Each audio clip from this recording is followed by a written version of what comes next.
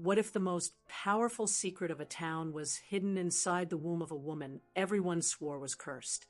Why did the priest, who condemned her with fire in his eyes, fall into silence the moment he saw her swelling belly?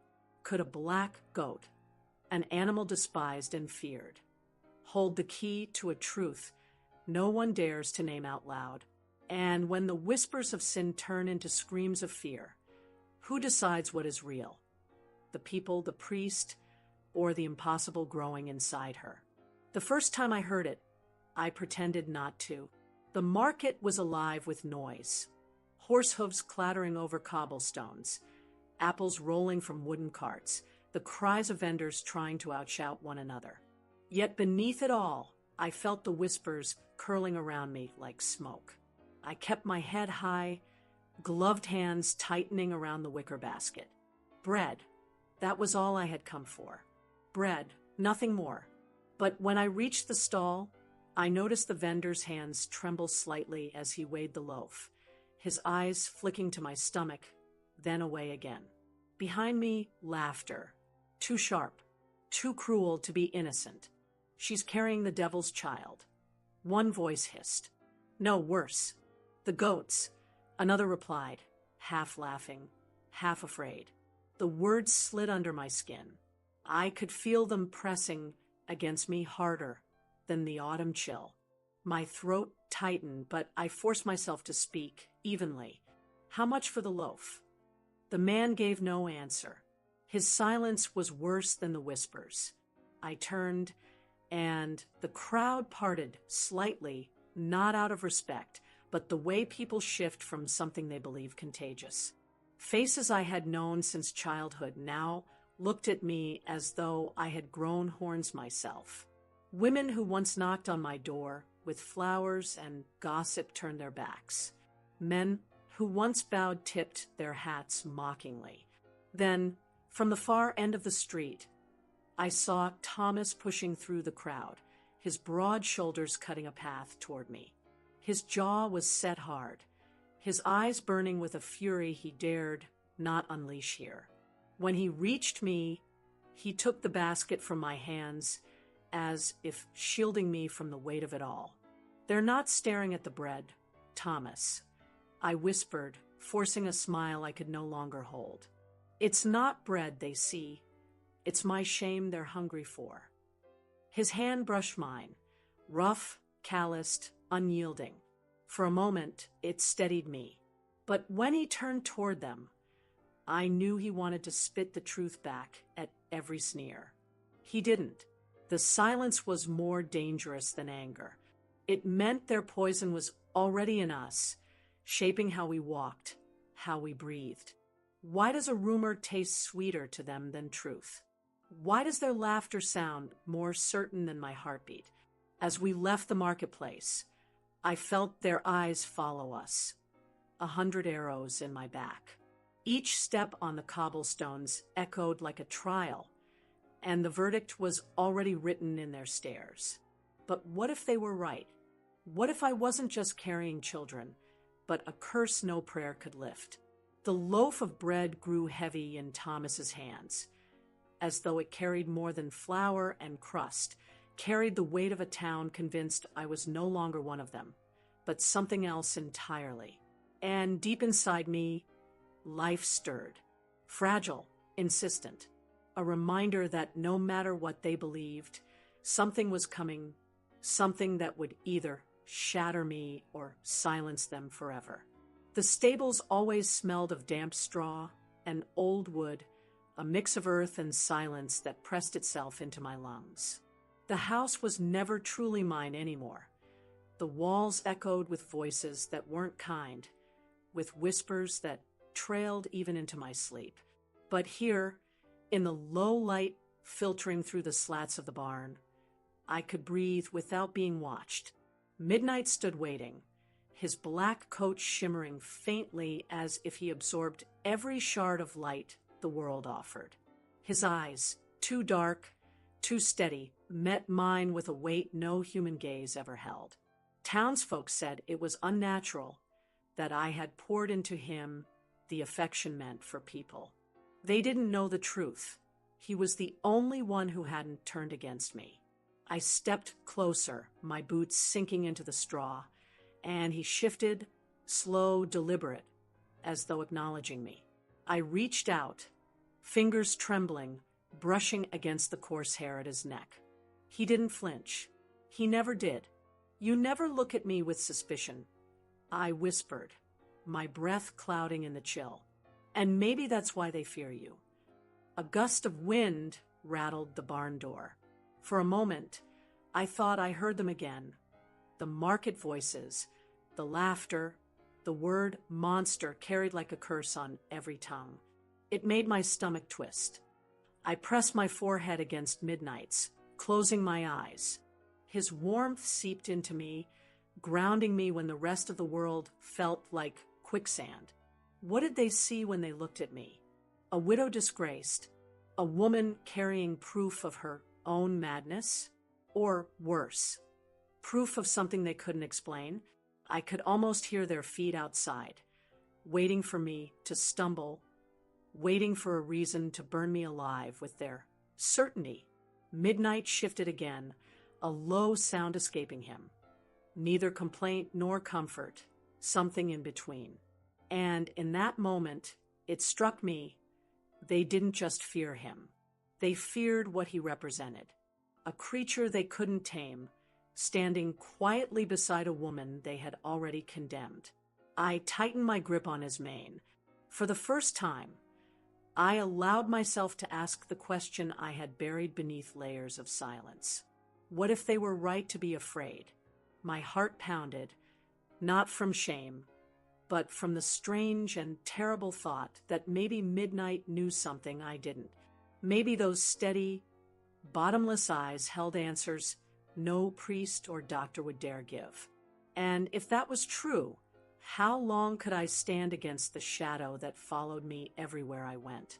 The dining room flickered with restless candlelight, shadows dancing across portraits of ancestors who seemed to watch me with quiet disapproval. The silverware lay untouched on the table, the roast cooling between us, the silence thicker than the velvet curtains drawn against the night. I sat with my hands folded, forcing myself to meet Thomas's eyes, though I could see the storm gathering in him before he spoke a word. His shoulders, broad and unbending, looked carved out of stone, yet I knew how heavily the town's jeers had begun to weigh on him. He had been mocked in taverns, on the streets, even outside the church gates. The goat's husband, they called him. A name spat like poison, meant to strip him of dignity until nothing but humiliation remained. When his hand slammed against the table, the plates rattled. "Enough of them," he growled, his voice breaking the stillness. "I won't have their filth echoing in this house." I reached for him, then my fingers brushing his clenched fist. "Thomas," I whispered, my voice more fragile than I wanted it to be. "They are not wrong to laugh at me. I carry what they cannot understand. To them, I am already a spectacle." His eyes, fierce and wounded, met mine with an intensity that made me draw a breath. "Eleanor, do not dare repeat their words. Let them choke on their laughter. They don't know the strength of the woman I married." I wanted to believe him. I wanted his words to wrap around me like armor, but the truth pressed against my ribs with every breath. "Strength," I said bitterly. "What strength, Thomas, when even the baker's wife will not meet my eyes? When our name, our blood, is a curse whispered on every corner?" He leaned forward, his hand capturing mine with a force that bordered on desperation. His voice lowered, softer now, but edged with the same unyielding fire. "The strength that kept you standing in the square when they spat their venom. The strength that looks back at them and refuses to bow. That is the woman I married. That is the woman I will fight for, even if I must fight them all."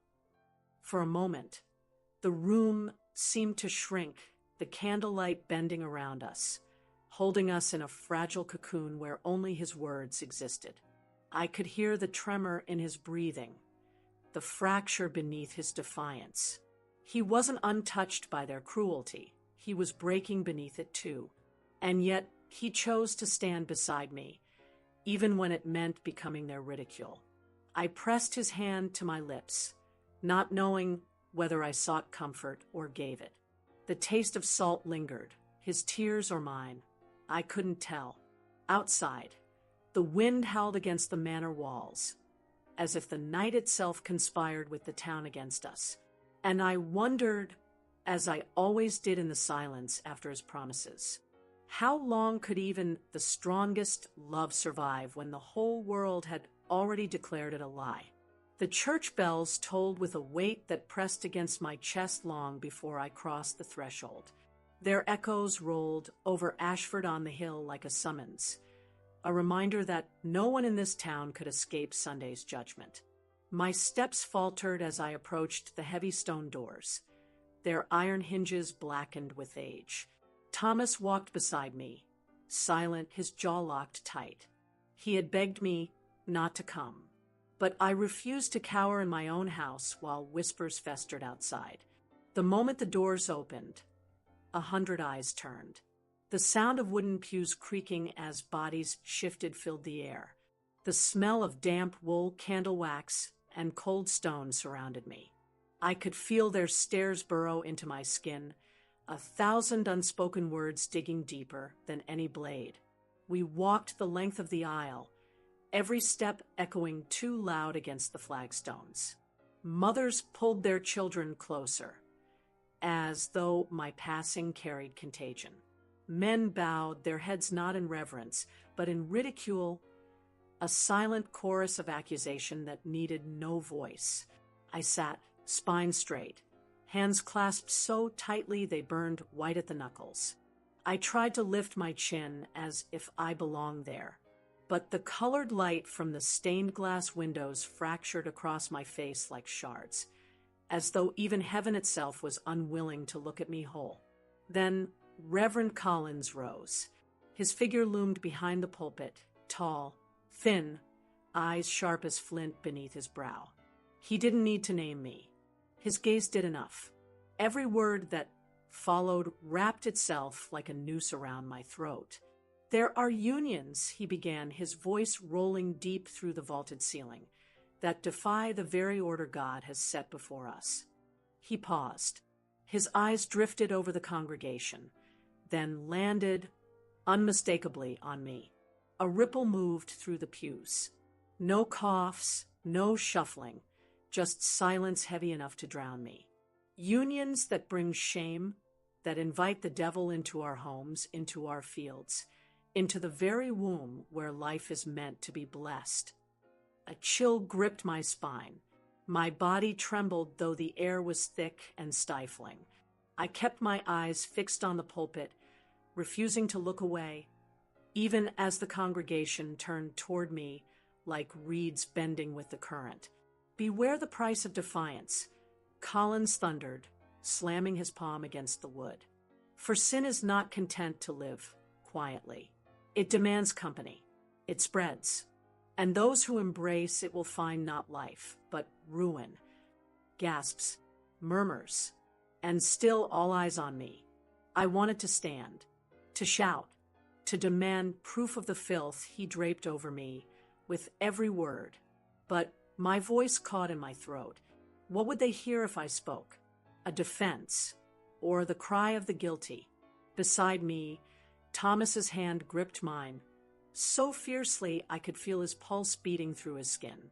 His jaw twitched as though each word from the Reverend carved deeper into him. But he didn't rise. Not yet. The sermon continued, each phrase sharper than the last, weaving scripture with venom until the congregation no longer questioned but absorbed his certainty as gospel. And with each verse, I felt my seat grow colder, my heart heavier. They saw me not as Eleanor Ashford anymore, not as the widow, not as the lady of the manor, not even as a woman carrying life. I was no longer human in their eyes. I was the example, the warning, the spectacle. And when Collins's final words boomed, "The Lord's truth cannot be mocked," the congregation echoed back with "Amen," a wave of voices that struck me harder than any stone could have. I sat frozen, my ears ringing with their approval. Their faith had become my noose, their prayers the firewood beneath my feet. In that moment, one thought consumed me, louder than the bell, louder than the sermon, louder than the amens. If even God had turned his face away, where was I supposed to find mercy?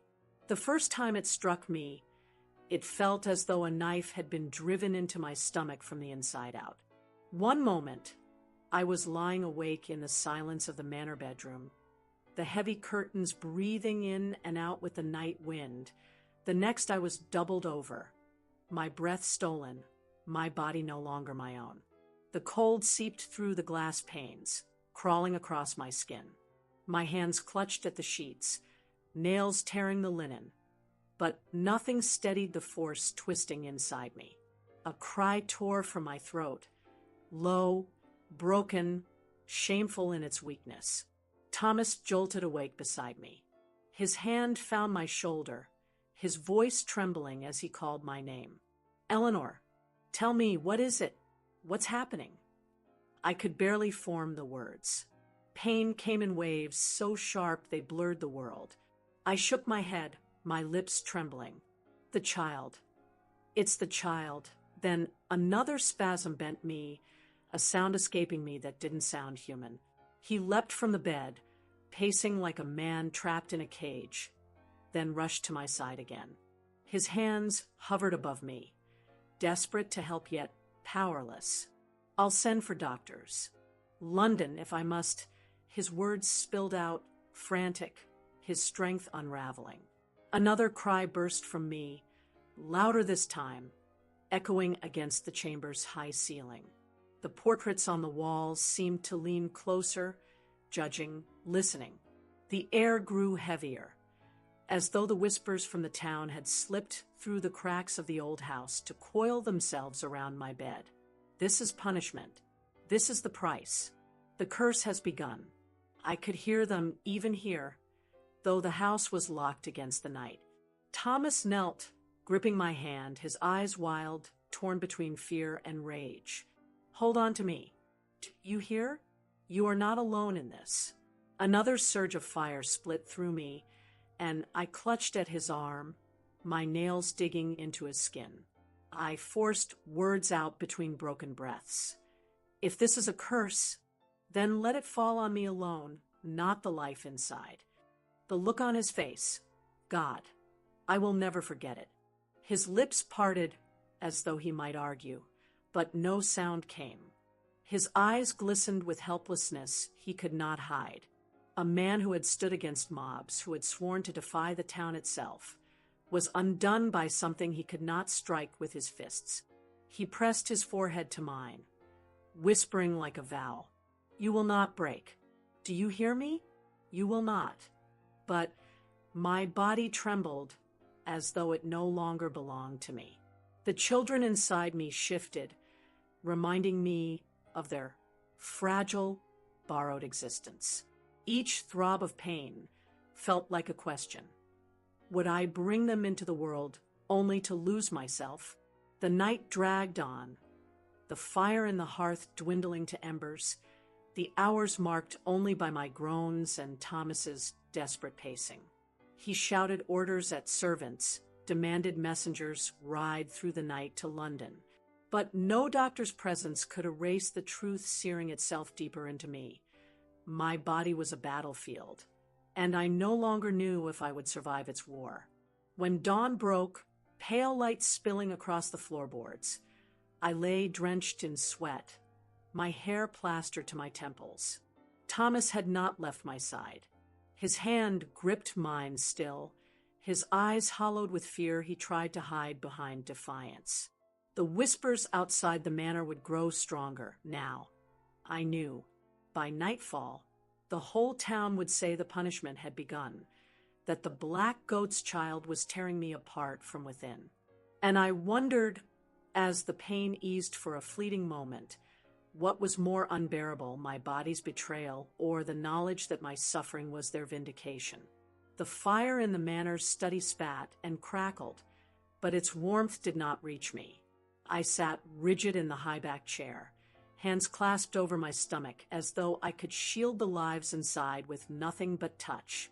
The clock on the mantel ticked too loudly, each second slicing the silence thinner until it threatened to break me. Dr. Hargreaves stood before us, tall, coat buttoned to his throat, his spectacles catching the firelight but never softening his eyes. He had traveled from London with the reputation of a man who knew answers where others found only questions. I had prayed he would arrive carrying hope in his black leather case. Instead, he carried the weight of my undoing. Thomas paced behind me, his boots striking the floorboards with a rhythm that betrayed his fury. He had demanded answers. Now he would hear them whether he wanted to or not. The doctor cleared his throat, voice precise, stripped of pity. "Lady Ashford," he began, and already my heart knew the rest. "Your illness is aggressive, incurable." The word lodged itself in me like ice. Incurable. I pressed my palms harder against my belly, as though the children inside might somehow resist the sentence just handed down. My breath trembled, catching in my throat.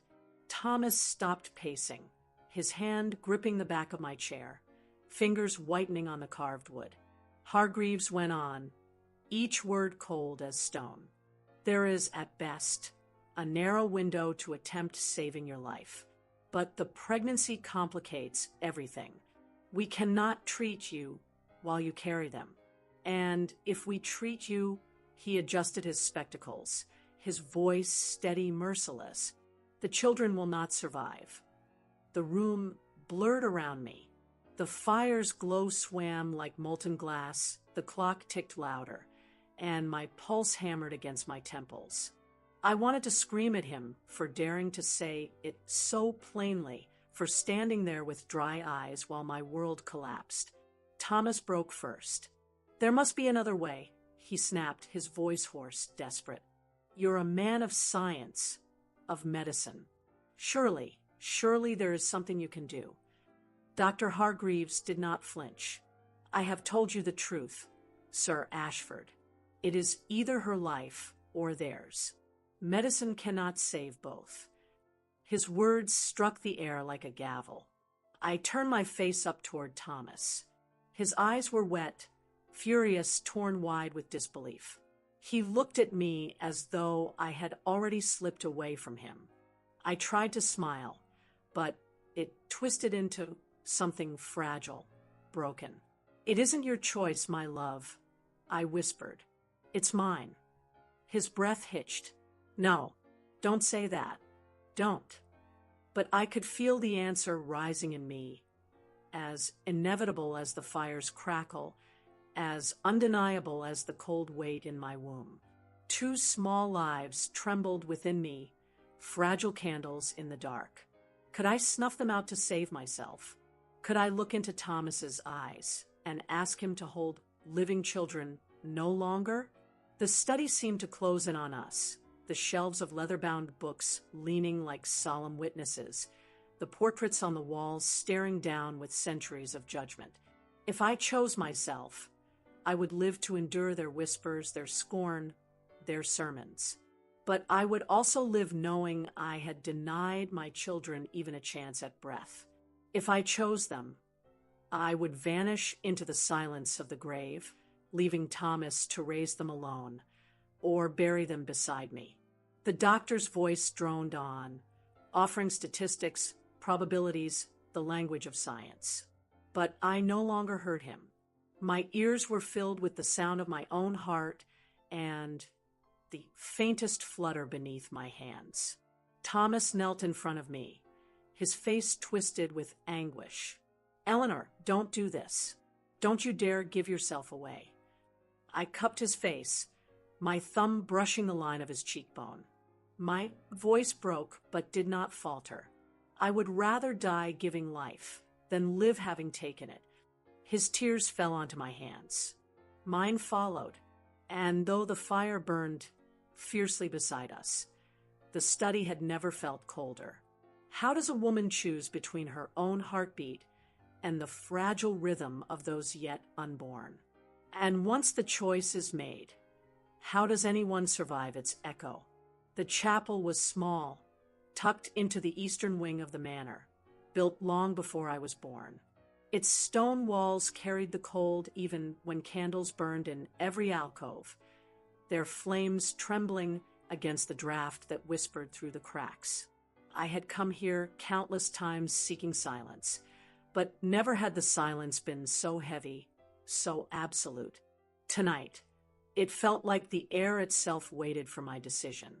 I sank to my knees before the worn altar, pressing my hands together, though I no longer knew if I was praying to God or to the lives stirring faintly beneath my ribs. My breath quivered. My body ached from the pain that had shaken me these past nights.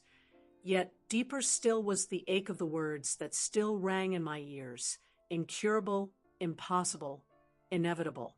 Behind me, I heard Thomas's footsteps echo against the flagstones. He had followed me, of course he had. He never let me face even a moment alone, though tonight I wished he would. His presence was both comfort and torment, for I knew what I was about to say would wound him more than any insult the town had thrown at us. "Eleanor," his voice broke softly, filled with fear. "Come back to bed. You need your strength. The doctors will find another way. They must." I turned to look at him, his face carved in anguish, his eyes glistening.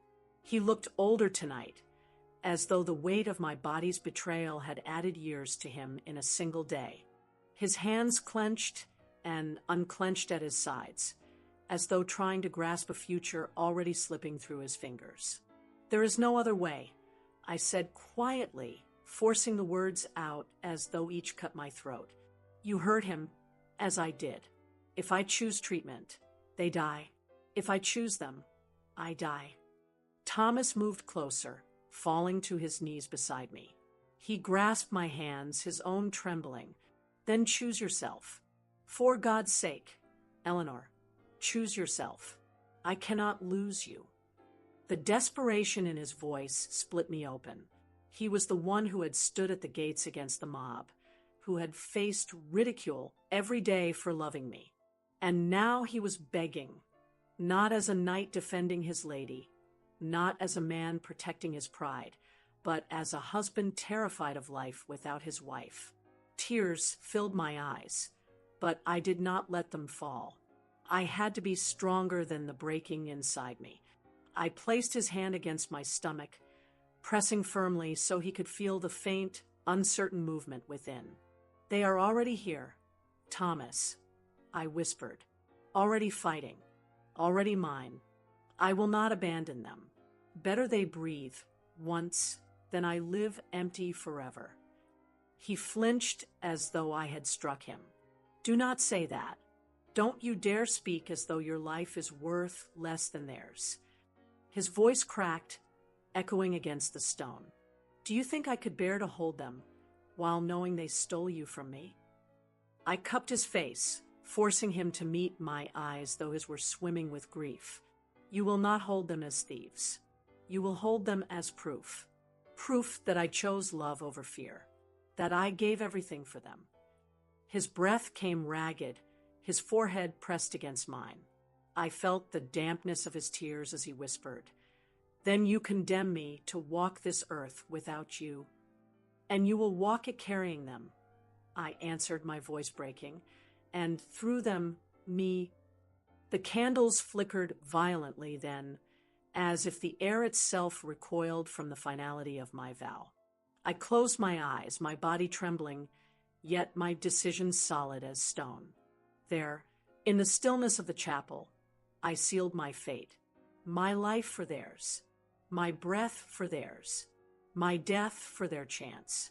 And though Thomas clutched me as though he could keep me from slipping into the darkness ahead, I knew already I had stepped beyond the threshold. The only question left: would sacrifice be enough to silence the voices that had already damned me, or would it be the very proof they longed for? The night air was raw, sharp with the bite of autumn, and every step I took across the uneven stones of the town square felt heavier than the last.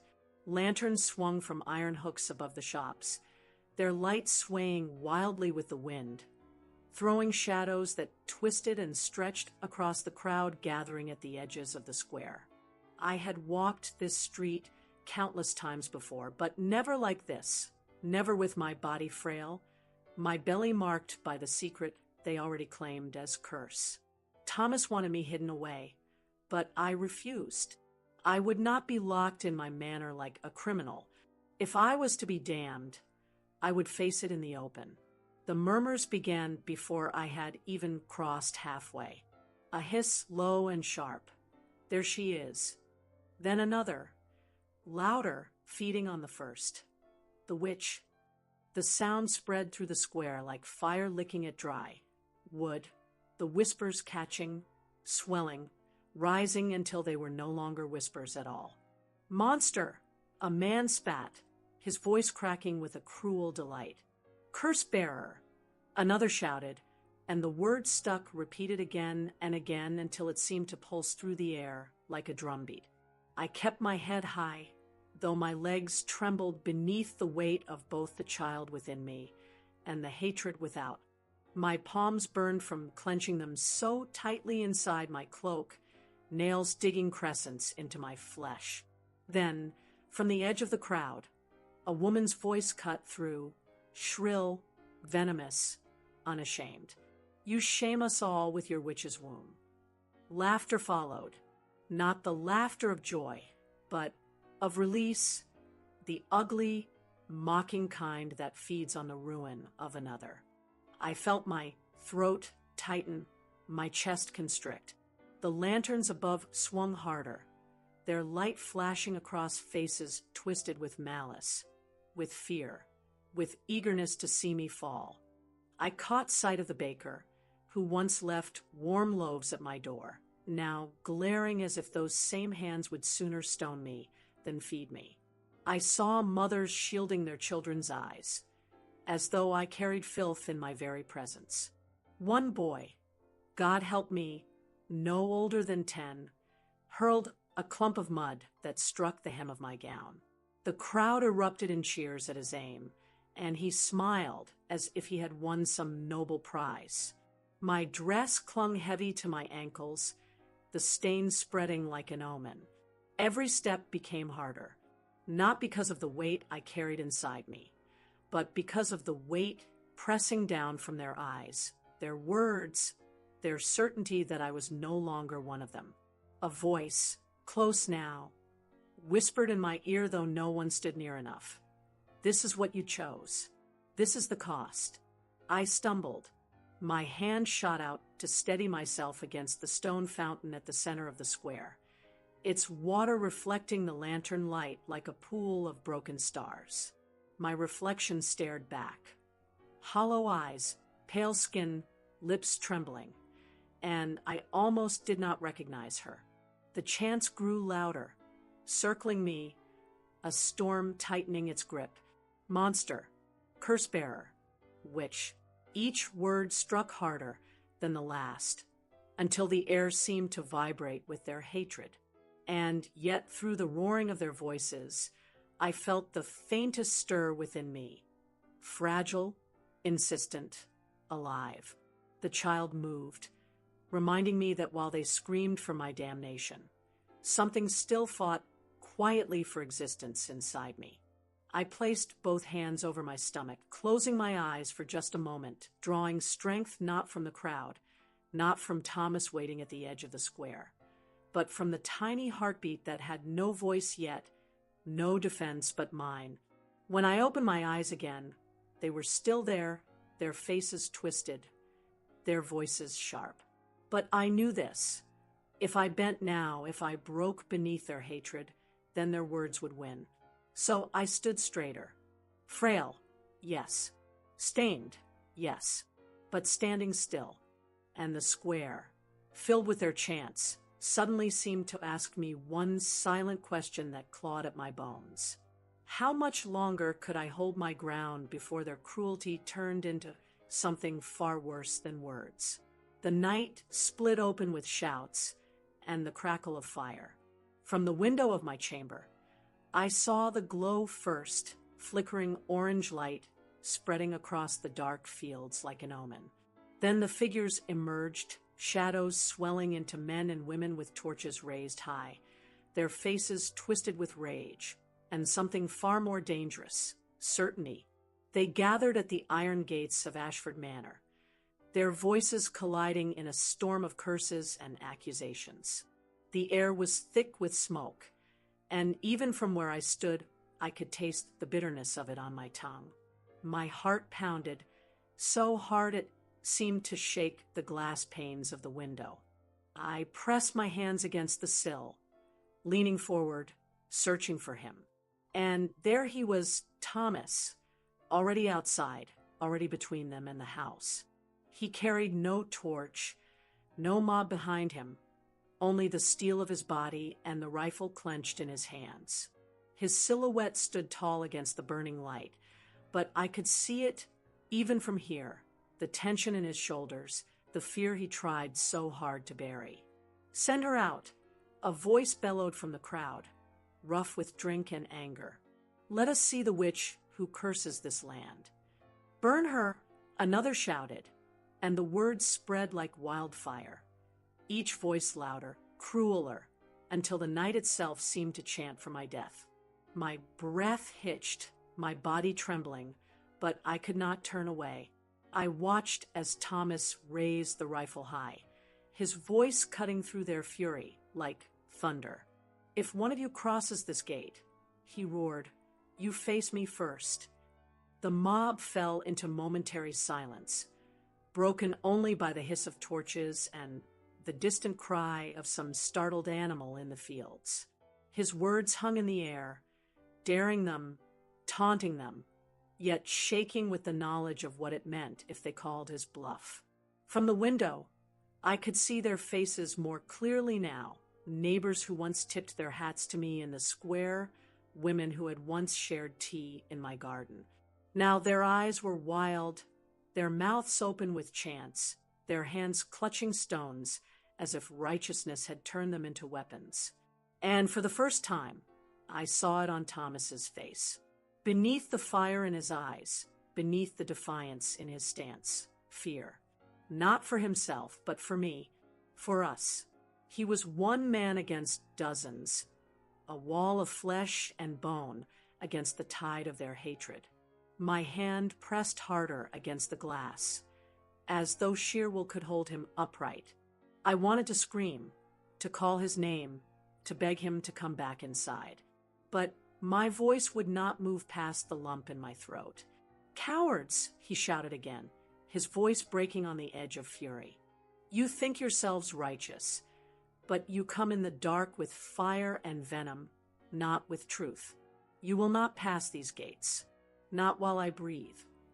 The mob stirred. A rock clattered against the iron, sparks leaping into the night. A man lifted his torch higher, his shadow stretching like a giant across the ground. The heat of their hatred rolled toward the house, and still Thomas stood, alone, unyielding, trembling only where he thought no one could see. I pressed my forehead to the cold glass, my breath fogging the pain. The children moved inside me, as though even they felt the danger rising outside these walls. My body shook, but my gaze stayed locked on him. How long could one man's defiance hold back a tide that had already decided I was guilty? And if they broke him, what would become of me, of the fragile lives I carried, of the promise I had made in the silence of the chapel? The fire burned brighter, the chants louder, the gate rattling under the weight of their fury. And all I could do was watch, praying the night would not end with blood on the stones. The nights stretched endlessly, as if time itself had turned against me. Sleep no longer came as mercy, but as a battlefield, My body burned with fever. And each time I closed my eyes, I was dragged into dreams where fire consumed the manor, where the voices of the town rose like a chorus demanding my name, where I saw Thomas holding empty, swaddling cloths soaked in blood. I woke each time gasping, drenched in sweat, my hands clawing at the sheets as if I could tear the visions away. The chamber, once a sanctuary, now felt like a prison carved out of silence and moonlight. The heavy curtains allowed slivers of pale light to fall across my skin, turning my weakness into something ghostly, almost unearthly. My hair clung damp to my temples. My breath rattled, shallow and uneven, the sound of a woman no longer fully belonging to the living. Thomas rarely left my side. His exhaustion carved shadows into his face deeper than any torchlight could. I would wake to find him slumped in the chair by my bed, his hand still gripping mine even in his dreams, as if terrified that letting go would mean losing me forever. He spoke little now. Words had begun to fail him where actions carried the weight. Damp cloths pressed against my forehead, medicine brought it every hour, prayers whispered when he thought I could not hear. And yet, it was not Thomas who kept the truest vigil. Beyond the door, in the corridor where moonlight cut across the flagstones, midnight stood, night after night, unmoving, unshaken, his black form a shadow within shadows, his eyes catching the faintest light, like twin embers that refused to die. Servants whispered of it, some too frightened to pass him, others claiming he was no mere animal but something older, darker. They said it was unnatural the way he would not leave, as if guarding me against death itself. But I knew his presence was not curse but anchor. When the fever rose so high, I no longer recognized my own hands. When the nightmares blurred with waking, I would turn my head toward that door. And through the haze, I saw him, watching, silent, certain. One night, unable to bear the weight of silence pressing against me, I whispered into the dark, my voice hoarse and cracked. "Do you see it too, Midnight?" The end creeping closer. For a moment, nothing, only the rustle of wind through the trees outside. Then he shifted, slow and deliberate, his hooves striking the stone, once, twice like the beat of a drum. His head tilted, those strange eyes never leaving me. It was not an answer, yet it was. He saw, he knew. Thomas stirred beside me, half asleep, his lips moving around words that never found voice. I reached for his hand, cold now with exhaustion, but my gaze lingered on the figure beyond the threshold. Midnight had become more than guardian. He was witness to my suffering, to my choice, to the inevitability neither doctor nor priest could name. As the fever tightened its grip, I wondered if he waited not to protect me, but to guide me through whatever lay beyond breath, beyond the weight of whispers and the cruelty of neighbors. Was he sentinel or escort, protector or prophecy? The moon shifted, spilling more light across the floor, and I swore I saw him kneel, bowing his head low as if in recognition. My heart faltered in my chest. Perhaps the end was closer than I dared admit. Perhaps midnight was already preparing the path. The smell of antiseptic clung to the hospital like a ghost that never left, mixing with the faint hiss of gas lamps that lit the endless white corridors. Their light was cold, unforgiving, casting shadows that seemed sharper than the walls themselves. I had walked through doors before that marked endings, a courtroom, a church, even the town square, but never one that felt so final as this. The wheels of the stretcher squeaked as they pushed me down the hall. I clutched the sheet pulled across my chest, though the chill that invaded my body came from within, not without. My breaths were shallow, each one a theft, and I could feel how thin the thread between this world and the next had become. Thomas walked beside me, his hand gripping mine as though he could anchor me by sheer will. His face was drawn, sleepless, the man who once stood tall at the manor gates, now looking like he was being dragged into the abyss alongside me. His lips moved silently, perhaps in prayer, perhaps in pleas I was too weak to hear. The doors opened, and there was Dr. Hargreaves. His coat was immaculate, his spectacles polished, but no gleam of hope shone in his eyes. He had seen too many endings to waste comfort where none could be promised. They lifted me gently onto the examination table. The room was sterile, every surface gleaming under the lamplight. The smell of alcohol burned my throat, and somewhere, far away, I could hear the faint ticking of a clock marking the seconds with merciless precision. Hargreaves leaned over me, his voice low, clipped, unwavering. "Lady Ashford, we must act now. Your body is failing. The fever has worsened. The pressure of the pregnancy will not allow you to last much longer." My lips parted, but no words came. Only the sound of my breath, uneven, jagged. I turned my eyes to Thomas. He squeezed my hand, harder now, as though refusing to let me slip away. The doctor continued, his words precise, cold as the steel instruments glinting beside him. "We can save the children," he said. "But Lady Ashford, you may not wake." The world spun. Not from shock. No, I had known this truth in my bones long before he spoke it, but from the finality of it being spoken aloud. Thomas's voice broke through, ragged, raw. "No, you will wake. She will wake. You will save them both. Do you hear me?"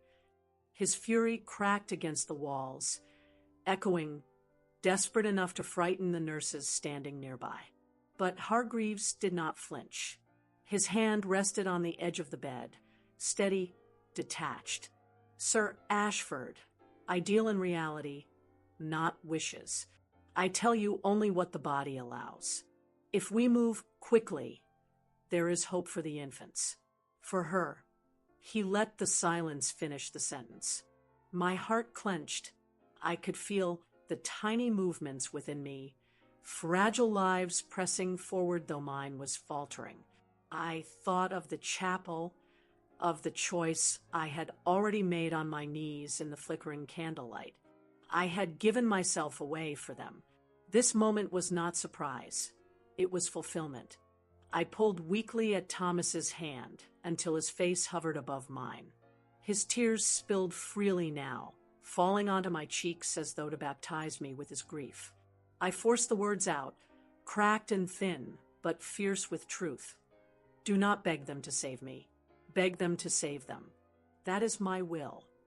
His body shook, his forehead pressed to mine, and I felt his breath mingle with mine, like it was the last thing tethering me to this earth. The nurses moved closer, their hands already reaching for the straps, for the instruments, for the preparations. The air thickened with urgency. The doctor's voice rose, crisp and commanding. "Prepare the theater. We move at once." And as they wheeled me away again, the lamps flickering above, I wondered if I would ever open my eyes to see the children I had bargained my life for, or if my last vision of this world would be the tears in Thomas's eyes as he whispered my name like a prayer already fading. The air in the operating room was sharp with ether and disinfectant, so heavy it burned my throat when I tried to breathe. The gas lamps cast a pale glow over everything. Surgical steel, white sheets, the stern faces of men and women who would not look me in the eye for long. The silence was not true silence. It pulsed with tension, with the clatter of instruments being laid out, with the faint shuffling of nurses who knew this night might claim more than it saved. I lay on the table, the weight of my body pressing me down, though I felt as if I were floating somewhere far above it. My gown was damp against my skin, my heartbeat erratic in my ears. Thomas's hand clutched mine, his grip so tight it was as though he feared I might vanish into smoke before him. His lips were moving, prayers, curses, maybe both, but I could no longer tell which. Dr. Hargreaves stood at the foot of the bed, his face carved in cold lines. His voice was steady, detached, but his eyes betrayed a flicker of urgency. It must be now. She cannot hold them any longer. The nurses pinned me gently, yet firmly, their hands on my shoulders, my arms, my legs. A cry tore from me, not just of pain, but of surrender. My body was no longer mine. It was battlefield and tomb, and they were the soldiers called to win something from it before it collapsed. The pain came in waves so violent that I thought the walls themselves might shatter with my screams. I bit down hard, clenching my teeth until blood filled my mouth. My fingers clawed at Thomas's arm, nails dragging along his skin, but he did not pull away. He leaned over me, his voice raw. Stay with me, Eleanor, please." The doctor gave a sharp order. Instruments glinted, movements blurred. My body arched and fell, my breath coming in ragged gasps, until finally, another sound split the air. A cry, thin, trembling, so fragile it barely seemed real. The nurse lifted a tiny, writhing form swaddled in linen, so small I feared she would dissolve if I blinked. "Margaret," Thomas whispered hoarsely, his tears falling freely as he reached trembling fingers to touch her cheek. Her cry grew sharper, louder, as though she had been waiting to announce herself to a world already hostile. But there was no time. Another surge of agony ripped through me, tearing what little strength I had left. My body shook as though broken open from the inside. I screamed again, choking, my voice collapsing into silence. Then the second cry, fainter, weaker. The nurse rushed forward, a boy wrapped in cloth, his chest heaving with effort. "Edward," I gasped, though my voice was little more than air. His tiny fists clenched as though he were already fighting for each breath. I turned my head toward Thomas. His face was wet, trembling, torn between joy and terror. He pressed his forehead to mine, his words broken. "They're here, Eleanor. They're here." I gathered what little life I had left, summoning strength from a place deeper than flesh, deeper than fear. My lips moved, cracked and bleeding, but the words forced their way out, soft as a prayer. Fight harder than I ever could. My eyes blurred, my chest rose and fell in shallow bursts. Around me, the room filled with hurried voices, with instructions barked and answered, with the cries of my children breaking through the sterile air like fragile trumpets of defiance. And in that moment, hovering between life and death, I wondered, had I given them enough? Would the breath I surrendered tonight be enough to carry them into a world waiting with both cruelty and wonder? The gas lamps flickered above, and I felt the darkness pressing in. Yet their cries tethered me, refusing to let me drift entirely away. The ward was too quiet, not the quiet of peace, but of waiting, the kind that hovers heavy over the air, daring anyone to breathe too loudly. The gas lamps burned low, their flames flickering against the walls, throwing long shadows across the rows of empty beds. Outside, a carriage rattled past on the cobblestones, but inside the hospital, there was only the sound of breath, shallow, fragile, mine. I drifted in and out, caught between worlds. Each time I sank into the dark, I thought it would be the last, and each time I clawed my way back, I wondered why I had returned. My body felt hollow, stripped of strength, yet tethered by threads I could not see. Beside me, Thomas sat unmoving, his face pale, his eyes sunk deep into his skull from nights without sleep. His hand never left mine. Even when sweat dampened my skin, even when my grip loosened until it was barely a touch. He held on as though holding me was the only thing keeping me tethered to this side of the earth. Across the room, in the faint glow of a single lamp, stood the incubators, 2 glass boxes where Margaret and Edward lay swaddled, their chests rising and falling with effort so delicate it broke me to watch. Their tiny hands twitched against the linen. Their breaths fogged the glass like secrets they were too new to carry. Nurses came and went, checking them, whispering numbers, never raising their voices, as though afraid sound itself might crush the fragile lives within. Thomas's voice finally broke the silence, raw, aching. "Don't leave me with silence. Eleanor, stay even if it hurts." His words clawed into me, dragging me closer to the surface. My eyelids fluttered, heavy as stone, and I saw him, his hair disheveled, his jaw tight, his eyes glistening.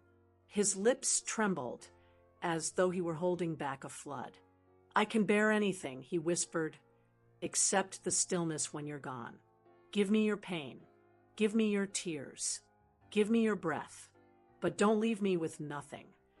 A tear slid down his cheek, and for a moment, I wasn't sure if it was his grief or mine. I tried to speak, to tell him I was still here, but only air escaped my lips, a faint tremor. His forehead pressed against my hand, his shoulders shaking. And in that closeness, I realized the silence he feared was not just my absence. It was the void that would swallow him if he had to raise our children without me. The twins stirred in their boxes, their cries muffled but insistent. Weak, yes, but alive. Their voices filled the ward, breaking the suffocating hush. And in their cries, I heard something demand defiance, the same fight that had carried them through the impossible. My eyes closed again, but this time I wasn't sinking into darkness. I was holding on to their sound, letting it anchor me the way Thomas's hand did. The silence had been broken, but would I have the strength to keep it from returning? The weeks that followed blurred together in a haze of white sheets, lamplight, and the faint cries of my children drifting across the ward like fragile bells. My body was a battlefield I no longer trusted. I had given everything, spilled everything. And yet each morning I opened my eyes, bewildered that I was still here. The doctors returned with their instruments and cold hands, prodding, testing, frowning at charts filled with ink that seemed to argue with itself. Whispers circled the ward. She should not be breathing. Not after that. Not with what was inside her. Thomas never left me. His face had grown leaner, older in those weeks, but his grip on my hand never faltered. He watched the doctors with suspicion, as though daring them to speak the verdict he already knew was waiting.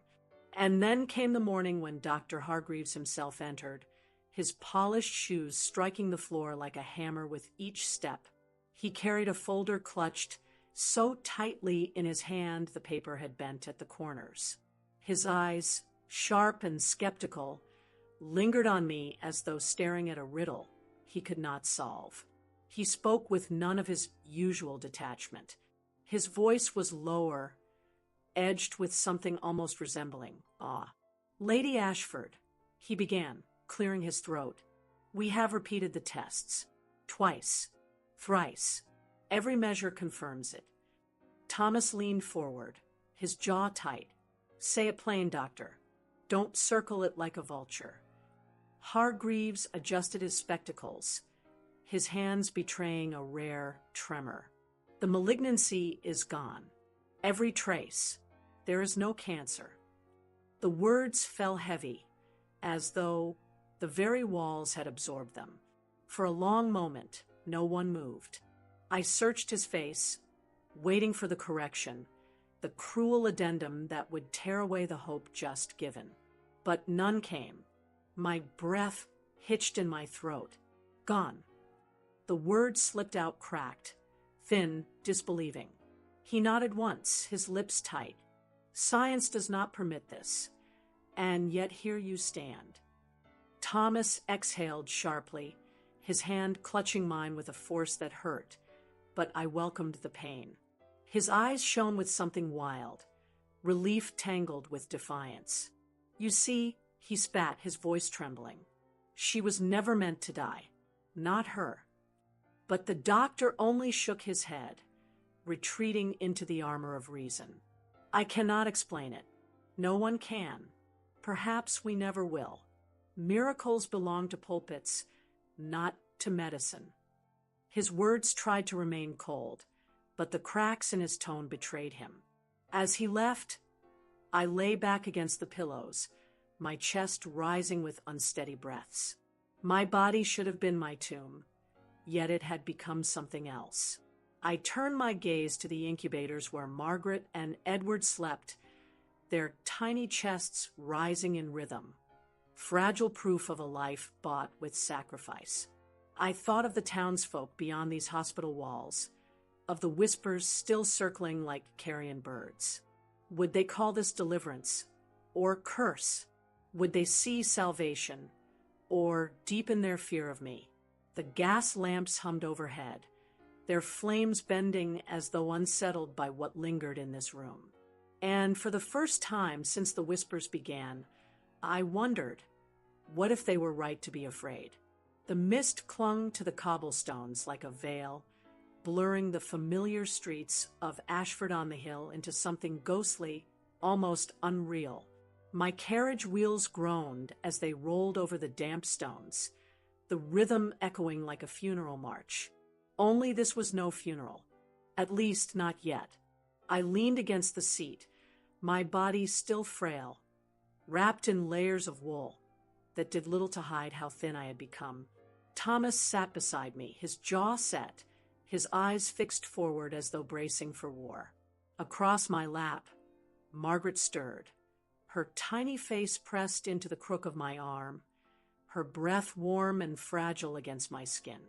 In the crook of Thomas's arm, Edward whimpered softly, his fist clenching the folds of his father's coat. When the carriage halted before the square, I felt it, the hush that rippled outward like a tide retreating. The villagers had gathered, men with caps pulled low, women clutching shawls tighter around their shoulders, children peering out from behind skirts. Every face turned toward me, every whisper dying on their lips. The door creaked open. Thomas stepped out first, tall and unyielding, his boots sinking into the damp earth. He turned, extending his hand. For a heartbeat, I hesitated. My legs trembled. My lungs drew shallow breaths. But then his voice reached me, firm and tender all at once. Stand tall, my love. Let them see you live. His hand enveloped mine, and I rose, my body wavering yet defiant. My steps onto the square felt like steps onto a stage where every gaze was a weapon, every silence a verdict. I clutched Margaret closer, feeling her warmth against my chest, a shield stronger than any armor. No one spoke. No one moved. The only sound was the distant cry of a gull overhead and the faint crackle of a lantern's flame in the fog. Their eyes burned into me, some with disbelief, others with fear, a few with something like shame. I met their stares, one by one. I saw the butcher who once bowed his head to me in the market, now chewing his lip as if to swallow his guilt. I saw the seamstress who once begged to mend my gowns, her eyes fixed on the ground. I saw the reverend at the edge of the crowd, his hand gripping his Bible, so tightly that his knuckles whitened. The children stirred uneasily, their small cries piercing the silence. Margaret shifted, her fist brushing my chin. Edward's whimper grew into a fragile cry, echoing through the square like a bell tolling the truth. They were alive. We were alive. Thomas's arm wrapped around my shoulders, steadying me as my knees threatened to give way. His voice was low but carried across the square, sharp against the silence. You called her cursed. You spat at her name. And yet here she stands, with life in her arms. The crowd wavered, as though those words cracked the stone of their certainty. But still they said nothing. I drew a breath, my chest aching with the weight of it. And though my voice was weak, it cut through the morning mist with clarity. You wanted my silence. You will not have it. You wanted my death. You will not see it today. The mist curled around us, swallowing the square in its pale embrace. And in the stillness, I wondered, what would they choose now? To bow their heads in shame, or sharpen their tongues once more? Their silence gave me no answer. The square was silent in a way that scraped against the nerves. Not the silence of peace, but the silence of people holding their breath, waiting for someone else to strike the first blow, whether of word or of gesture. My body shook, not only from weakness, but from the sheer weight of all those eyes. Margaret whimpered faintly against my chest.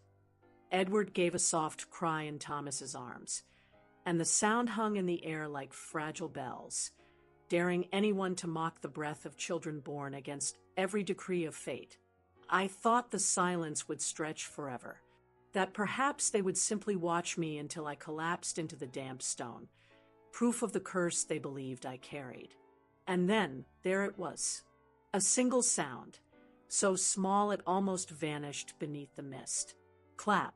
It came from the edge of the crowd. A man stooped with age, his hair white, his back bent as though the years had carved him into the very shape of endurance.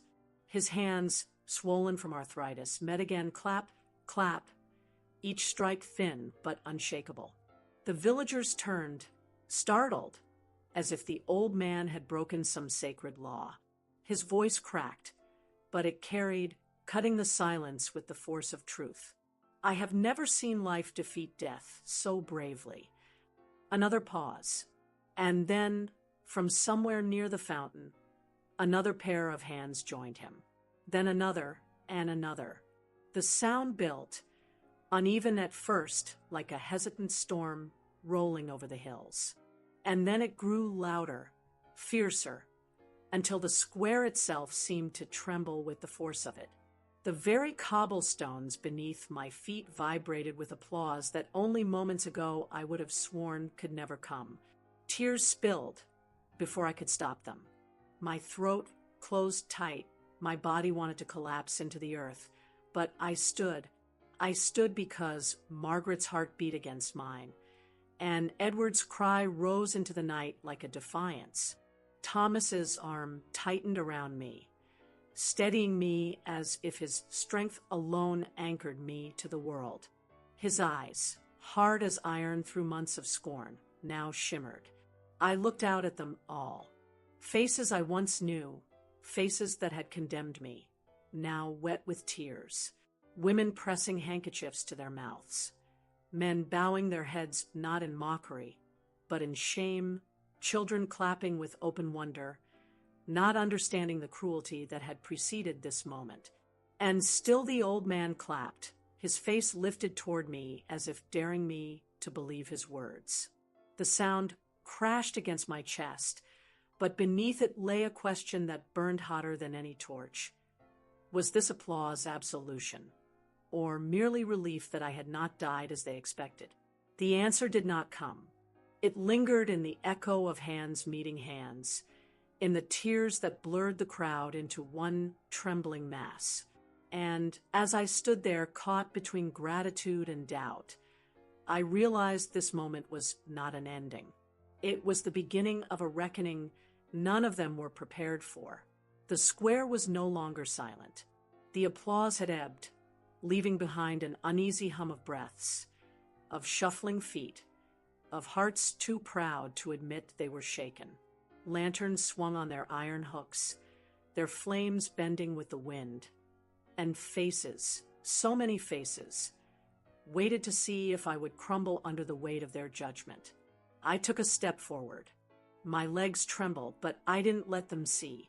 Thomas's hand lingered near my back, a fortress ready if I fell, but I moved away from his support. If I spoke now, it could not be with borrowed strength. Midnight stood behind the crowd, the black goat that had carried every whisper of accusation. Even in shadow, his eyes caught the firelight, steady, unflinching. I raised my chin. "You named me a curse," I said, my voice low but clear enough to ripple through the square. "You spat at my feet, prayed for my death, and called my womb a mockery." The words cracked through the mist, and I saw some flinch, not from the accusation, but because hearing their cruelty spoken aloud stripped it of the safety of silence. I looked down at Margaret, her tiny chest rising and falling against me, then to Edward, held tight in Thomas's arms.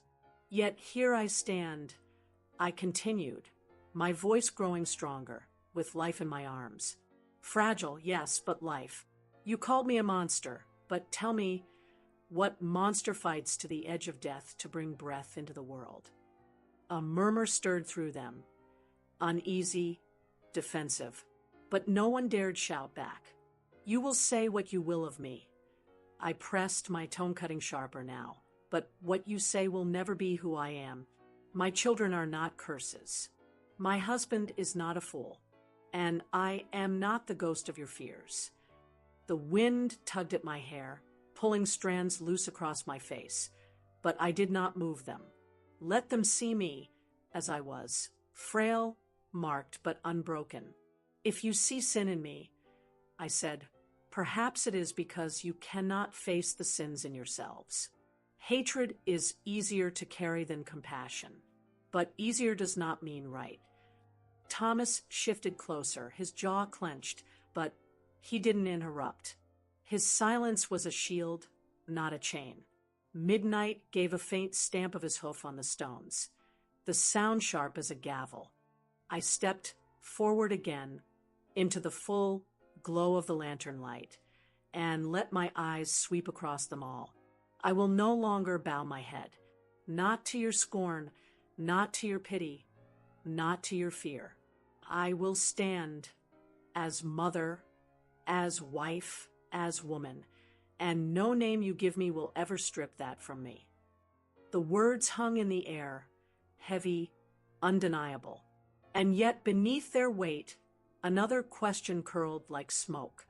Would they let my defiance stand, or would their fear demand another fire at my gate? The courtyard was heavy with silence, though dozens of eyes clung to me from the shadows of the square. Mist threaded low across the cobblestones, and the air smelled faintly of rain and smoke.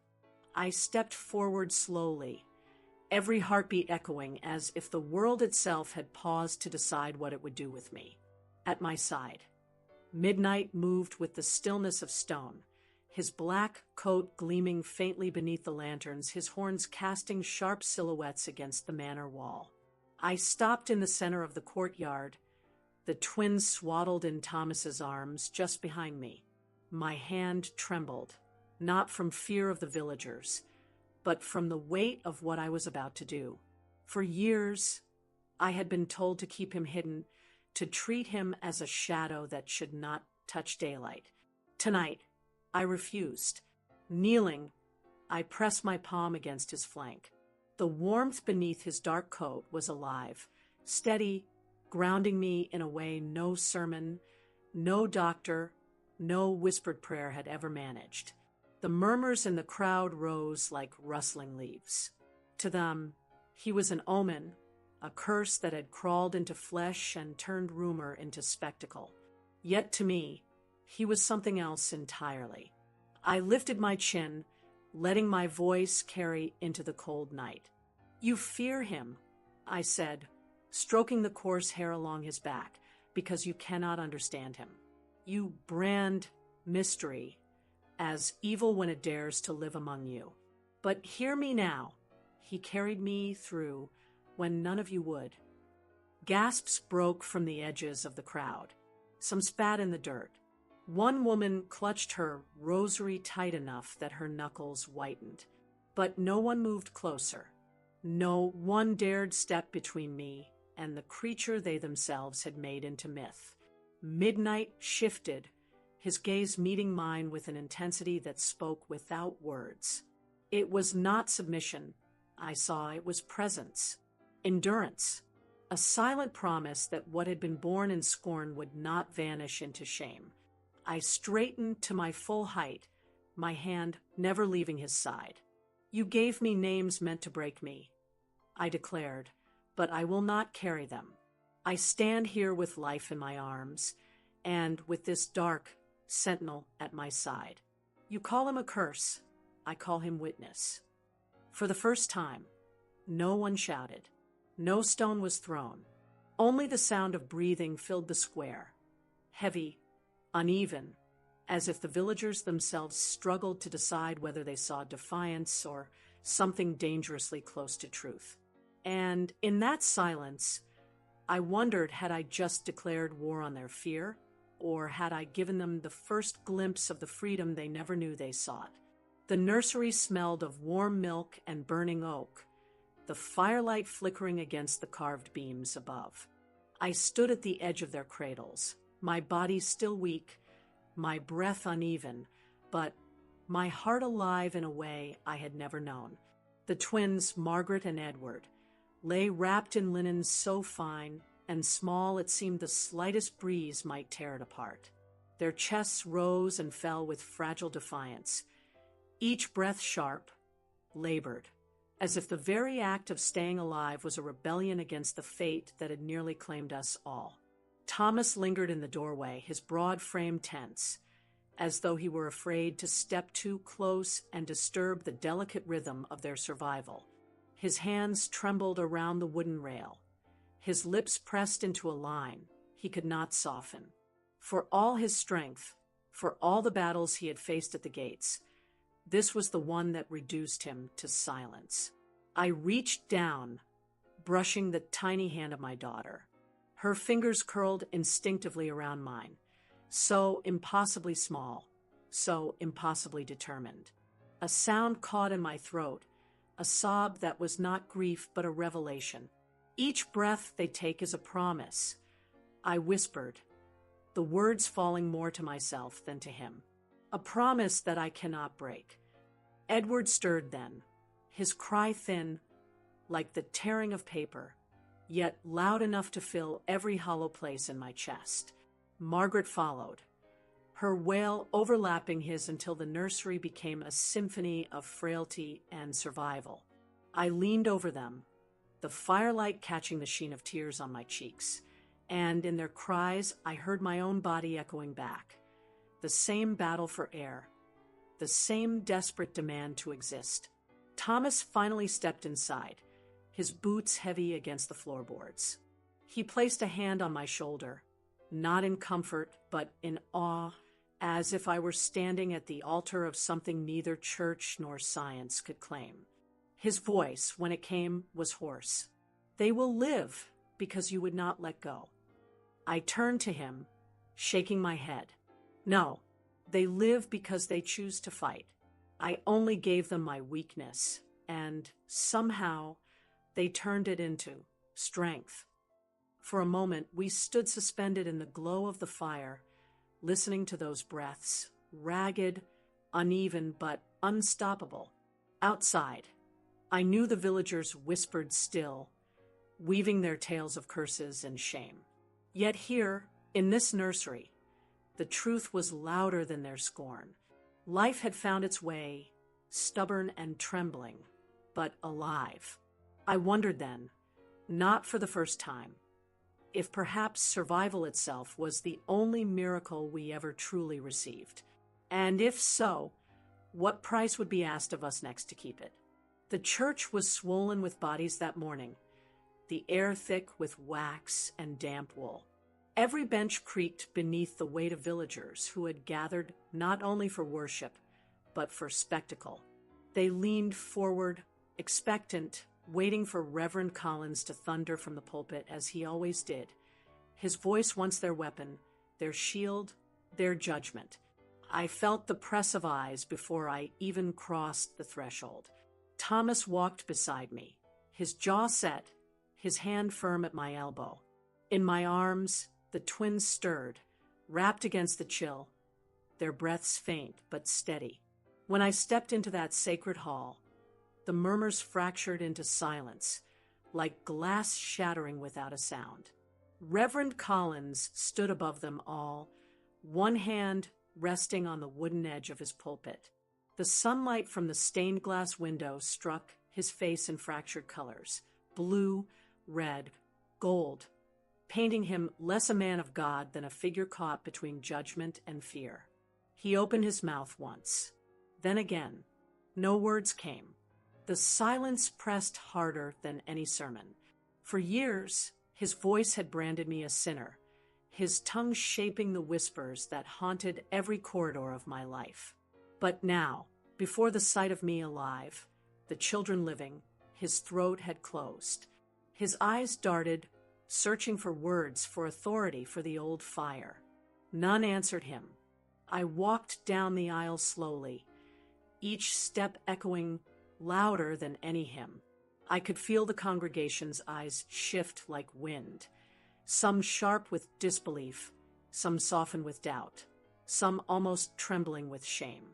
Then, from the pews to my right, a voice cracked the silence. A villager, barely more than a whisper. If it was sin, why would heaven return her to us? The words rippled outward, impossible to recall. Heads turned, gazes broke, and suddenly the weight of certainty the Reverend had once commanded began to crumble. He gripped the pulpit tighter, his knuckles white, but still he did not speak. He could not. I lowered myself into the back pew, the twins against my chest, their warmth grounding me as the murmurs swelled into questions no man at the pulpit dared answer. I looked toward him once, just once, and in his silence I heard the sound of power breaking, not with thunder, but with absence. And I wondered as I held the fragile proof of life against me. When the voice that rules a village falls silent, who dares speak next? The tavern smelled of smoke, ale, and stale pride. Men crowded the wooden tables, their voices thick with laughter meant to drown out unease. I pushed through the haze, the heat of the fire at my back, and felt their eyes snap to me the moment the door closed. For years their laughter had been at my expense. Jeers tossed like daggers, names muttered sharp enough to cut.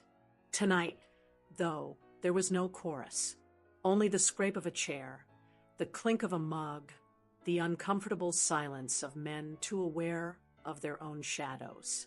I sat down at a table near the center, where they could not avoid me.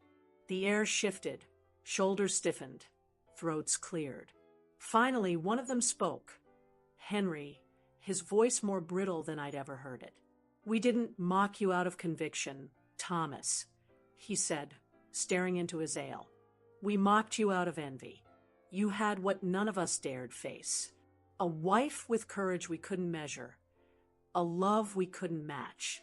We spat at you because it was easier than admitting our own shame." The others shifted in their seats, some nodding faintly, others keeping their eyes fixed on the worn floorboards as if confession itself were contagious. I felt the words hang heavy in the air, the admission tasting of bitter smoke. For a moment, I almost pitied them. Men so bound by fear they called cruelty strength. I leaned forward, my voice low but clear enough to cut through the room. "I'd rather be husband to the strongest woman alive," I said, letting the firelight catch in my eyes, "than to your cowardice." The silence that followed was not the silence of victory, nor of rage. It was the silence of men stripped bare, their armor of mockery shattered, their false bravado revealed for what it was. Not one dared reply. Not one dared laugh. I rose, leaving the echo of my words to settle in the smoky air. Behind me, the tavern remained hushed, as though the walls themselves refused to carry their shame any longer. And as I stepped into the cold night, I wondered, when envy is confessed aloud, can it ever be buried again? Or does it linger, marking every man who once chose cruelty over courage? The letter lay upon the desk like a blade waiting to be drawn. Wax seal, London crest, the weight of men in white coats pressed into every fold of the paper. My hands hovered above it, unwilling to break what still felt like fragile silence. For weeks, I had lived between whispers of miracle and mutterings of witchcraft. And now, here was their verdict, not from the mouths of villagers, but from the heart of science itself. Thomas stood near the fire, his arms crossed, shoulders heavy with the same tension that had carried us through so many nights. He tried to look away, but his eyes betrayed him, darting back to the letter as though it might burst into flame if left unopened. At last, I slid my finger under the seal. The sound of tearing wax cracked through the room, like thunder. My heart thundered with it. The words, when I read them, were as stark as any scripture. Your case will be studied, though no theory fits. It defies every known truth. I read them twice, then a third time, searching for a hidden clause, a missed explanation, a line that might make sense of the impossible. But there was none. Only the admission. The unexplainable had happened. Thomas stepped closer, his shadow long across the desk. What does it mean? His voice was tight, a soldier awaiting sentence. I held the paper out to him, the ink trembling between my fingers. It means even the greatest minds cannot cage what has taken place inside me. My voice did not rise. It steadied, each word carrying a weight greater than my frail body. He scanned the letter, his jaw hardening, eyes searching mine as though the truth must be hidden in me rather than the words. So they cannot explain. They never believed you would live. And now they admit they cannot define how you stand here. I looked past him to the cradle in the corner where Margaret and Edward breathed their tiny, stubborn breaths. Life so fragile it mocked the certainty of science. Life born from pain that should have ended me. I whispered then, not to Thomas, not even to myself, but to the air that carried the weight of every prayer, every curse. Then perhaps truth is larger than what they can measure. The fire snapped, as if in reply. Thomas turned toward the window, his face caught between defiance and awe, the lines of disbelief etched deep into his brow. Outside, the village church bell tolled the hour, its iron tongue declaring the ordinary rhythm of a world that would never call what happened here ordinary. I folded the letter, set it gently atop the pile of correspondence that once spoke of debts, harvests, and obligations. Now it sat among them like a wound that refused to close. And I wondered, when the world's laws bend, not in secret but in the open, who decides what is real? Do we cling to the silence of unanswered questions, or dare to believe that truth has always been far greater than the walls we build to contain it? Twilight painted the meadow in strokes of fading gold and violet, the kind of light that blurs the line between dream and memory. I carried the basket carefully, every step a reminder of how fragile the two small lives inside it were. Margaret and Edward slept as if the world had never known cruelty, their breaths soft, their chests rising and falling with a rhythm that soothed even my most restless fears. I placed them down on the grass, close enough to feel the earth's warmth, and wrapped them with the shawl my mother once wore. The meadow stretched wide, dotted with wildflowers that had survived storms and winters harsher than I care to remember. And beside me, midnight moved slowly, grazing in silence, his dark coat catching what little light remained. He lifted his head now and then, ears twitching, as if he too kept watch over what was most precious to me. I sat there with them, the weight of years pressing down and lifting all at once. My hands trembled, not from sickness as before, but from the flood of memory. The looks of scorn, the spit of words like blades, the certainty of death written in every doctor's eye. And yet here I was breathing. Here I was not only standing, but holding life in my arms. Life they said could never exist. Thomas's voice echoed faintly in my memory, the way he stood at the gates, daring the mob to take a step closer. The way he wept when the twins first gasped for air. The way his hands would not let go of mine when I was closer to death than to life. I thought of him now, back at the manor, still carrying more than he ever should. And I wondered if he, too, feared that this fragile piece might shatter at any moment. I turned to the meadow, to the silent guardian that grazed a few feet away. Midnight's presence was not comfort in the way of a man's hand or a child's laugh. It was older, deeper, something beyond words. When the world turned its face from me, when science marked my body with the certainty of an end, when faith itself called me cursed, this creature never moved, never abandoned, never judged. I whispered to the fading light, my words trembling into the open air. What nearly destroyed me gave me more reason to live. The meadow caught it, the twilight carried it, and midnight flicked his ears as though he'd heard every syllable. The twins stirred in their sleep, small fingers grasping at nothing, searching for something unseen. I placed my hand near them, letting their warmth tether me back to the earth.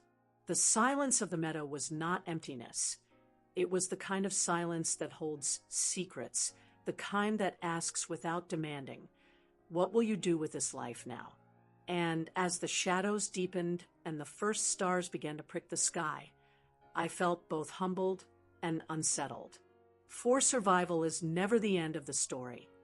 It is only the beginning of another question I am not yet ready to answer. The room was still, the kind of stillness that makes every breath echo against the walls. I had avoided this place for weeks. The dressing room with its polished oak floor, its heavy curtains that muted the morning sun, and above all, the mirror. That mirror had been my enemy long before sickness carved its path through me. It reflected expectation, perfection, the kind of beauty demanded by a society that never asked if I wished to be its ornament. Tonight, though, the air pressed me forward. My steps were hesitant. The floor creaked as if protesting, but I could not turn away again. The mirror waited, tall, ornate, framed in carved ivy leaves gilded long ago. Dust clung to its edges, but the glass was mercilessly clear. I stood before it. At first, I could not breathe. My reflection startled me as if I were looking at a stranger, gaunt cheeks where softness once lingered, collarbones sharp as blades beneath pale skin. My hands shook as I reached for the ties of my gown, loosening the fabric until it slid from my shoulders. The air bit at me, and there it was, the scar. Thin, angry, a pale seam that cut across me like a brand left by survival itself. For a moment, shame surged so violently that I nearly pulled the gown back up. I thought of the whispers, the words spat in the square. Curse-bearer, witch's womb, disgrace. Would they see this scar as proof of those lies? Would they measure me against the woman I once was and find me lesser, broken, diminished? But I did not look away. I forced myself to face her, the woman in the mirror. Her eyes were hollow but fierce, her body scarred but unbowed. I raised my hand and pressed my fingertips against the cold glass, aligning them with the reflection's own trembling hand. They will see what they want, I whispered to the silence, my voice steadier than I expected. I will see what I became. The words startled me. They did not sound like confession or defiance. They sounded like truth. And with truth came a strange power. Not pride, not entirely. It was something quieter, more complicated, a weaving of pain and triumph, of grief and stubborn life. Tears gathered at the corners of my eyes, but they did not fall easily. They clung to the lashes, shimmering in the dim light, as if even sorrow hesitated to let go of me. I thought of Thomas's unwavering gaze, of Margaret's fragile fingers curling around mine, of Edward's shallow breaths that still refused to surrender. Each of them carried marks of survival in their own way. Why should mine be hidden? My hand slid from the glass to my own skin, tracing the uneven ridge of the scar. The touch was not tender, not yet, but it was deliberate. Acknowledgement. I did not turn away. I could not. Somewhere beyond the walls, I heard the faint cry of one of the twins, thin but defiant, piercing the night. It echoed in me, a reminder that weakness and strength are often the same thing seen from different eyes. I stood there longer than I meant to, caught between the reflection and the self, between the woman I was and the woman I refused to stop becoming. And when I finally pulled the gown back over my shoulders, it was not to hide. It was to carry both the scar and the strength into whatever waited beyond that door. Yet even as I turned away, a question lingered in the dim glass, one that refused to release me. When they look at me, will I ever truly see myself, or only the shadows of what they choose to believe? The bells of Ashford rang out across the rooftops, their iron tongues carrying a note that was brighter than I remembered. It was spring again, lanterns strung between timbered beams, ribbons dancing in the breeze, the scent of fresh bread rising from stalls in the square. The same place where once spit and accusation had chased me into shadows was now dressed in colors, children weaving between benches, laughter threading the air. I stepped into that square with Thomas at my side, Margaret and Edward cradled against me, their breaths warm and fragile at my collarbone. Midnight lingered behind us, black coat glinting under the pale sun, a silent sentinel whose very presence still unsettled some. Yet no one dared call him curse anymore. Heads turned, some with awe, some with unease, but this time not one word was thrown like a stone. Only silence waited and waiting. Thomas leaned closer, his voice low enough for me alone. Stand as you always have, my love. Let them see you as I see you. His hand brushed mine, steady, firm, a tether to the earth beneath my trembling feet. I lifted my chin. The square stretched wide before me. The same cobblestones that had drunk my tears months ago, now filled with the shuffle of boots and skirts. I caught the gaze of an old woman who once had hissed witch's womb at me in the market. Her lips parted as if to speak, but instead she lowered her eyes. Others followed. A nod here, a half bow there. Not an embrace, not yet, but an acknowledgement. Children darted close, pointing at the twins, whispering as if life itself had broken through the curse they'd been taught to believe. One boy tugged at his mother's hand. She's alive, Mama. And the babies, too. The mother did not scold him. She let him stare. I breathed in deeply, the air sharp with wood smoke and new blossoms. And for the first time, it did not choke me. Was it miracle? Was it curse overturned? Or was it nothing more than the stubborn refusal of a body and soul to break when the world demanded surrender? I turned to Thomas, my voice steadier than I felt. Perhaps the answer is not for us to know. Perhaps it was enough to endure. His eyes softened, as if he had waited months for me to speak those words. He pressed his forehead to mine briefly, the twins stirring between us. And in that touch there was no triumph, no defeat, only survival, raw and undeniable. Yet even as the villagers returned to their chatter, even as the festival drums began to beat and children's songs lifted into the sky, a question lingered in me like a shadow that refused to disperse. If life had defied every rule they believed unshakable, then what other truths lay waiting, just beyond the edges of what we dared to name? Eleanor endured the whispers. Thomas stood when no one else would. Midnight, silent and misunderstood, carried her through. And the fragile breaths of Margaret and Edward remind us that even the smallest voices can change everything. Now, I want to ask you, if you were in Eleanor's place facing cruelty and silence, would you still have the strength to stand tall and say, "I am still here"? Which moment struck your heart the deepest? The defiance in the square, the silence of Reverend Collins, or the first fragile cry of the twins? This story isn't just about Eleanor. It's about all of us, about how we face pain, how we carry scars, and how we choose to endure. Share your thoughts in the comments below. Your voice matters here. Let's turn this space into a circle where courage is honored and pain becomes strength. If this story touched you, subscribe and hit the notification bell, because every new chapter will carry the same truth, that even in the darkest hour, resilience can light the way.